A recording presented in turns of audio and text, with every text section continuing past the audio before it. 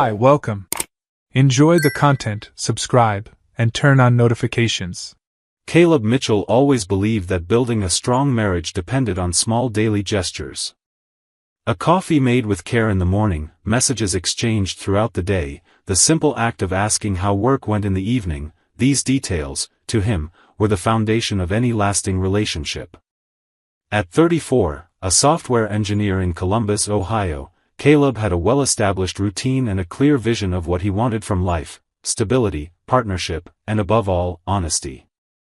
When he met Adriana, a 31-year-old graphic designer, through mutual friends at a summer barbecue, he felt he'd finally found someone who shared those same values.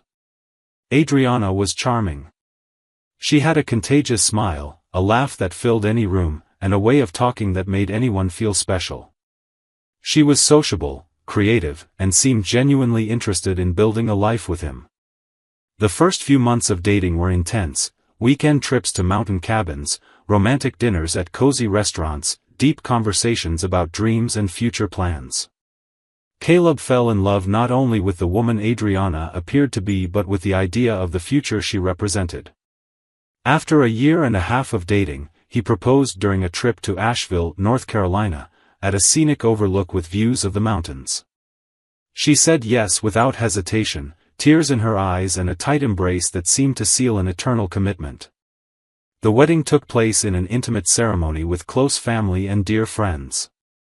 It was a beautiful day, full of promises and hope. The first few months as husband and wife were everything Caleb had imagined: waking up beside her, sharing routines, planning finances together, talking about the possibility of having children in the coming years. Adriana seemed happy, integrated into his life, and he felt he was finally living the dream he'd always had. But as the weeks passed, something began to bother Caleb, a strange pattern, almost imperceptible at first, but growing increasingly obvious. Every Sunday, without exception, Adriana would wake up around 9 in the morning, have a hurried coffee with him, get dressed carefully, and leave the house around 10. She said she was going to visit her grandmother, an 82-year-old woman who lived alone on the other side of town and needed company. According to Adriana, her grandmother's health was declining, she felt lonely, and looked forward eagerly to her granddaughter's weekly visit. Caleb, respecting her family bond and trusting their marriage completely, never questioned it. He himself had a close relationship with his grandparents and understood the importance of those moments. Adriana always returned in the late afternoon, around 5 or 6, seeming tired but satisfied, saying her grandmother had enjoyed the visit and that they'd talked, eaten lunch together, and watched some TV shows. However, over time, Caleb started noticing small details that didn't quite fit the story. Adriana never invited Caleb to meet her grandmother, even when he offered to help or suggested going together. She always had a ready excuse: her grandmother was shy around strangers, was having a rough day, preferred individual visits. Also, Adriana came back from these visits with a light tan on her face and shoulders, odd for someone supposedly spending the day indoors talking with an elderly woman. Caleb tried to ignore these signs, convincing himself he was being paranoid: maybe she spent time in her grandmother's backyard or caught some sun on the way. But the discomfort lingered, slowly growing like a shadow he tried to push away but kept drawing closer. One Sunday, Caleb had plans to have lunch with a close friend, Marcus, who lived in a quiet residential neighborhood on the other side of Columbus. It was a peaceful area, with spacious homes, tree-lined yards, and wide streets. Caleb was driving calmly through the neighborhood when something caught his eye. Parked in front of a 2-story house was Adriana's car, a silver Honda Civic with a small design store decal on the rear window, unmistakable. Caleb's heart immediately raced. He slowed down, looked around, trying to make sense of what he was seeing. This was definitely not the neighborhood where Adriana's grandmother lived. He knew the address by heart. He'd driven past it several times to drop Adriana off during heavy rain or when her car was in the shop. This place was completely different. Caleb parked a few meters ahead, turned off the engine, and sat for a few seconds, trying to process what he was seeing. His mind raced, searching for rational explanations. Maybe her grandmother had moved and Adriana hadn't mentioned it. Maybe it was a friend's house she was visiting before going to her grandmother's. Maybe there was a perfectly logical explanation he was missing because of anxiety.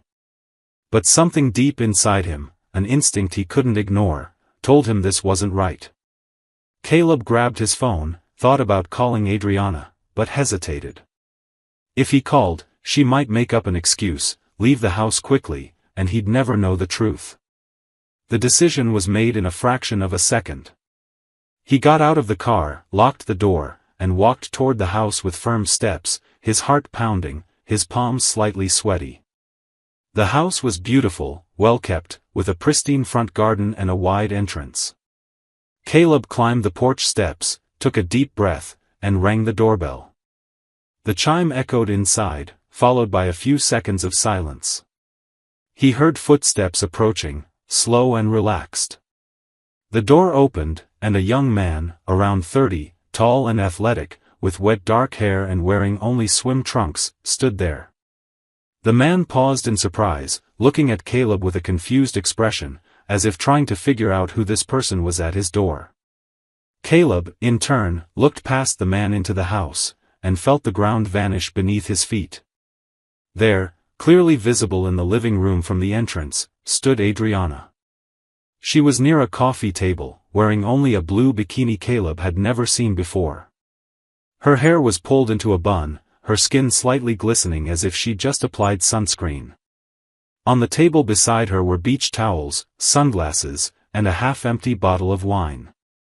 It was obvious the two were getting ready to enjoy the pool. Caleb could see through the glass doors at the back of the room. Adriana turned toward the door, probably expecting a neighbor or delivery person, and froze completely when she saw Caleb standing there, staring at her. Her face drained of all color in seconds, her eyes widened, and her mouth opened slightly, but no sound came out. Caleb didn't say anything right away. He just stood there, looking back and forth between Adriana and the man at the door, trying to process the scene unfolding before him. The silence that settled was thick, heavy, almost suffocating. The man at the door finally broke it, clearing his throat and asking hesitantly, "Can I help you?" Caleb looked at him, took a deep breath, and replied with unsettling calmness, "I'm her husband." "Who are you?" The man stepped back, clearly uncomfortable, glancing quickly at Adriana as if seeking guidance on what to do or say. Adriana started moving, grabbing a robe that had been tossed over the couch and wrapping it around herself, as if covering up could somehow undo what Caleb had just witnessed. She walked toward the door, struggling to form words, but all that came out were disjointed, stuttered sounds. "Caleb. This isn't, you weren't supposed to." Caleb raised his hand, cutting her off, and repeated the question more firmly, looking directly at the man, "Who are you?" The man sighed, ran a hand through his wet hair, and answered in a low, almost resigned voice, "My name's Tyler. I was her boyfriend. We dated for 3 years before you." Caleb felt as if he'd been punched in the stomach. He knew that name. Adriana had mentioned Tyler a few times early in their relationship, always superficially, saying they'd broken up amicably and had no contact. Caleb had never questioned it, never felt the need to dig into her past. But now, standing at his ex-boyfriend's front door, seeing his wife in a bikini ready to spend the day with him, everything started making cruel, painful sense. Caleb walked into the house without asking, heading straight for the living room where Adriana stood. She tried to approach him, reaching out as if to touch him, but he stepped away, keeping his distance.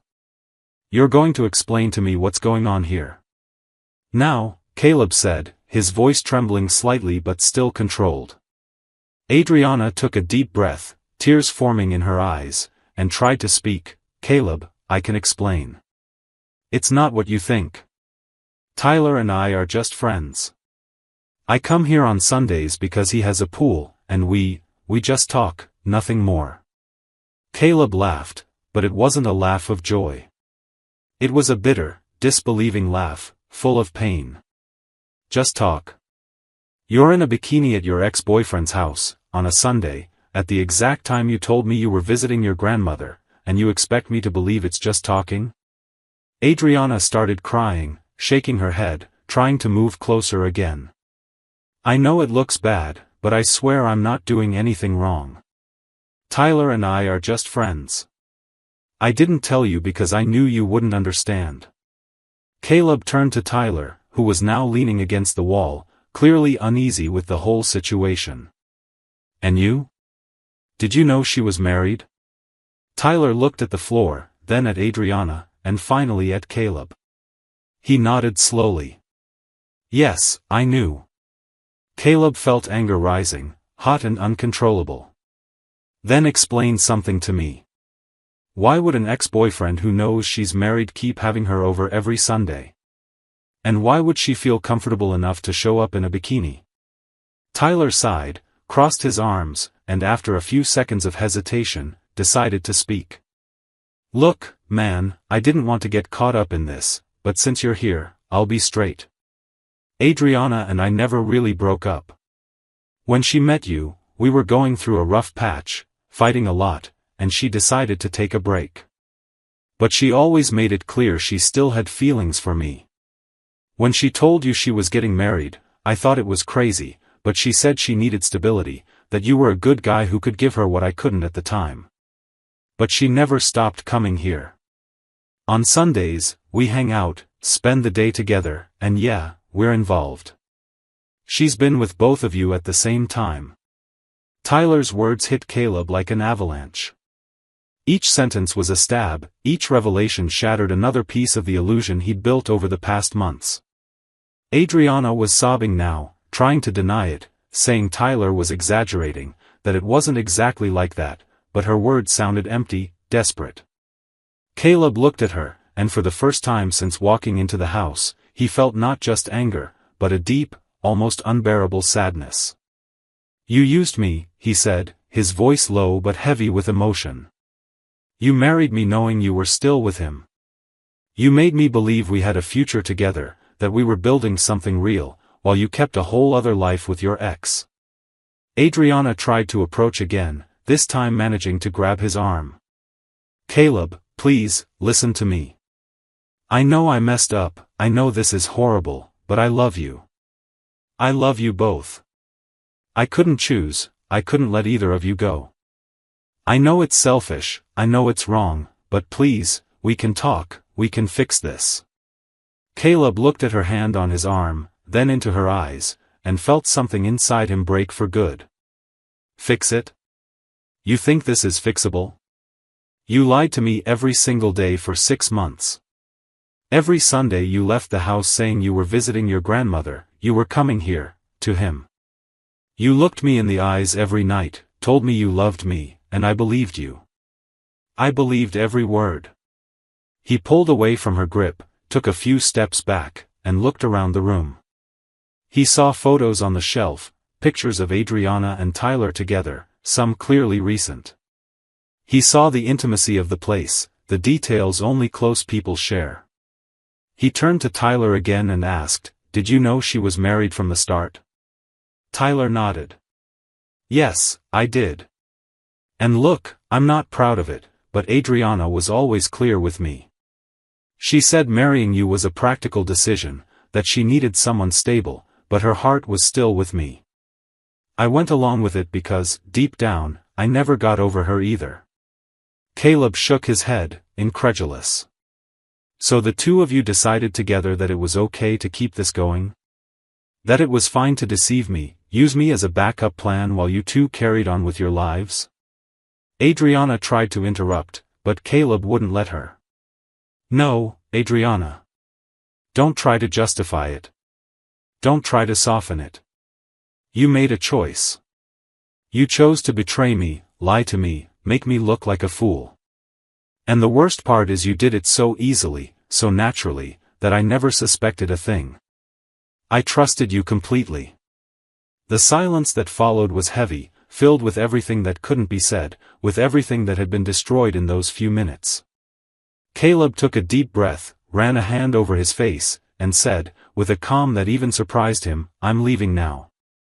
When I get home, I'll pack all your things and leave them in the garage. You have until tomorrow morning to pick them up. After that, I'm changing the locks. And you'll never set foot in my house again." Adriana started begging, saying they could talk, that she could change, that she'd choose him if he gave her a chance. But Caleb was already walking toward the door. He stopped at the threshold, turned one last time, and said, "You don't need to choose, Adriana. I'm choosing for both of us. And I choose never to see you again." He left the house, walked down the porch steps, and headed back to his car. His legs trembled slightly, his chest burned, but he didn't look back. He got in the car, started the engine, and drove away, not just from Adriana and Tyler, but from the entire illusion of a marriage that had never been real. In the days that followed, Caleb did exactly as he'd promised. He packed all of Adriana's clothes, personal items, and belongings and left them neatly arranged in the garage. She showed up the next day, accompanied by a friend, to collect her things. She tried to speak with him, but Caleb kept the door closed, communicating only through short, direct messages. There was nothing left to say. The following week, Caleb hired a divorce attorney. Since the marriage had lasted only 6 months and there were no children or significant shared assets, the process would be relatively straightforward. The lawyer explained that in Ohio, infidelity could be cited as grounds for divorce, which might speed up the process and, in some cases, influence asset division. Caleb provided all the details, including Tyler's address, the dates of the Sunday visits, and Tyler's own confirmation of the parallel relationship. The attorney assured him the case was solid and that Caleb would face few legal complications. While the legal process moved forward, Caleb tried to rebuild his life. He refocused on work, leaned on close friends for support, and, above all, tried to process what had happened. The pain was real and deep, but mixed with it was a strange sense of relief at having uncovered the truth before wasting more time, before involving children, before investing even more years in someone who'd never honored the commitment they'd made. He realized that while the betrayal was devastating, it was also a kind of liberation, a liberation from a life built on lies, from a relationship where he'd been just a pawn in a game whose rules he never knew. Adriana tried contacting him several times over the following weeks. She sent long messages full of apologies and promises to change. She said she'd broken things off with Tyler, that she now saw the mistake she'd made, and that she wanted a second chance. Caleb read the messages but never replied. Every word from her sounded hollow, devoid of real meaning. He understood her regret didn't come from genuine character change but from losing the security he represented. She didn't want him back out of love, but out of convenience, the stability he offered and that Tyler clearly couldn't or wouldn't provide. The story spread quickly among their mutual friends. Some were shocked, others said they'd always thought Adriana's behavior seemed off. Caleb didn't seek revenge, didn't spread sordid details, didn't try to ruin her reputation. He simply told the truth when asked and moved on. Tyler, meanwhile, was also affected by the situation. Mutual friends reported that he and Adriana tried to continue their relationship after the divorce, but the dynamic between them had changed. The secrecy, the thrill of hiding something, it had been part of what fueled their connection. Without it, without the tension of deceiving someone, all that remained were two people who'd never truly built something solid or healthy. 3 months after the confrontation, the divorce was officially finalized.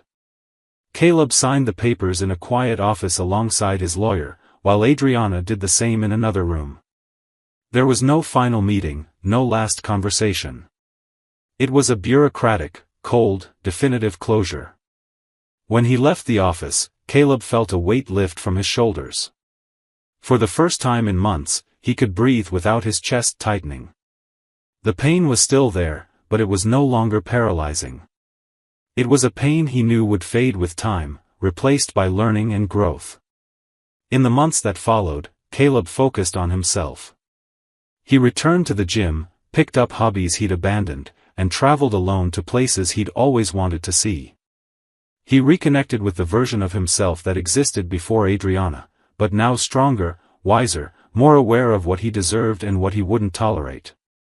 He learned that trust is a precious gift, not to be given lightly, but also not to be withheld out of fear of being hurt again. He learned that some people carry within them an inability to be loyal, not out of malice, but from a fundamental lack of integrity and self-respect. 6 months after the divorce, on a Saturday afternoon, Caleb was at a local cafe working on his laptop when he saw Adriana walk in. She was alone, looking tired, the sparkle that used to be in her eyes was gone. She saw him and hesitated, clearly debating whether to approach. Finally, she walked over to his table, stopped a few feet away, and said softly, "Hi, Caleb."